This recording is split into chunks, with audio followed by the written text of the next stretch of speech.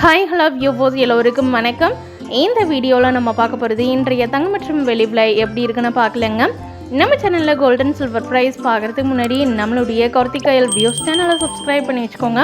அப்படியே பக்கத்தில் இருக்க பெல் ஐக்கானையும் கிளிக் பண்ணி வச்சுக்கோங்க. அப்போ தான் நம்ம போடுற வீடியோஸும் உங்களுக்கு தொடர்ந்து நோட்டிஃபிகேஷனாக வருங்க.